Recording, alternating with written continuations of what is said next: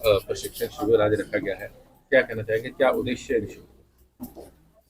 Bharatiya Janata party कार्यकर्ताओं की party है और संगठन के विस्तार और सशक्तिकरण के लिए हर 3 वर्ष में हमारा प्रयास होता है कि प्रशिक्षण शिविर भी हो, सदस्यता भी हो और इसी तरह से जो पार्टी में नए लोग जुड़ते हैं उनका भी और जो पुराने कार्यकर्ता है उनका भी प्रशिक्षण शिविर होता है। और ये हमारा प्रयास है कि पोलिंग बूथ स्तर से पार्लियामेंट्री तक, यानी कि पोलिंग बूथ से देश के हर कोने तक हम लोग अपने कार्यकर्ताओं को पार्टी की विचारधारा के साथ, कार्य पद्धति के साथ और भारत सरकार की उपलब्धियों और संगठन के जो अन्य आयाम है उसको लेकर उनको जानकारी भी दें और एक विचारधारा के साथ जुड़ने का जो काम कार्यकर्ता करते हैं उनको आगे कैसे अपने अपने क्षेत्र में काम करना है। जैसे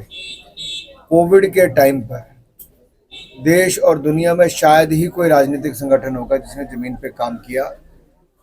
हिमाचल प्रदेश ही नहीं बल्कि देश के हर कोने में भारतीय जनता पार्टी ने सेवा भाव से वो काम भी किया, लोगों की जान भी बचाई और उनको जो जरूरतें थी वो भी करके दी। इसी तरह से हर चुनाव में एक राज्य से दूसरे राज्य में जाकर हमारी पार्टी, हमारे कार्यकर्ता अपना योगदान भी देते हैं। सर, बात की जाए प्रदेश सरकार केंद्र पर लगातार हिमाचल प्रदेश से भेदभाव के आरोप है। प्रदेश सरकार अपने निकम्मेपन को, अपनी असफलताओं को और कुप्रबंधन को अब आरडीजी के पीछे छिपाना चाहती है। देश के 17 राज्यों में आरडीजी ग्रांट को बंद किया गया, लेकिन वो पैसा 1,40,000 करोड़ रुपया जो है वो सारा का सारा राज्यों को वापस मिल रहा है।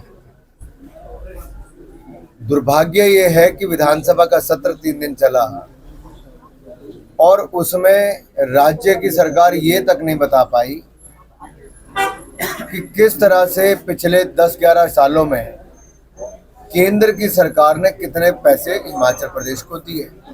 क्या ये सच्चाई नहीं कि कांग्रेस के 10 साल में जितना पैसा मिला उससे 5 गुना ज्यादा टैक्स डेवोल्यूशन में मोदी सरकार ने पैसा दिया? क्या ये सच्चाई नहीं कि जितना कांग्रेस को ग्रांट इन एड 10 साल में कांग्रेस ने दिया उससे 3 गुना ज्यादा पैसा 50,000 के मुकाबले 1,40,000 मोदी सरकार ने दिया? क्या ये सच्चाई नहीं कि सेस की 8,000 करोड़ रुपया हमारी सरकार ने 6 साल में दिया, कांग्रेस ने 10 साल में कोई रुपया नहीं दिया?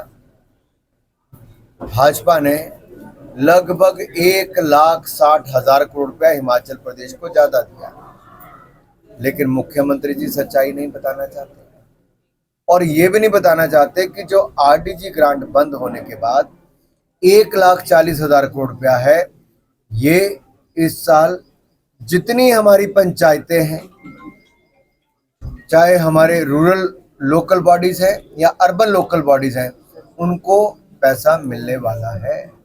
इसका केंद्र सरकार को कोई लाभ नहीं है, ये राज्यों को ही मिलेगा, लेकिन सीधा पंचायतों को मिलेगा, इसलिए सुक्खू जी को दर्द हो रहा है।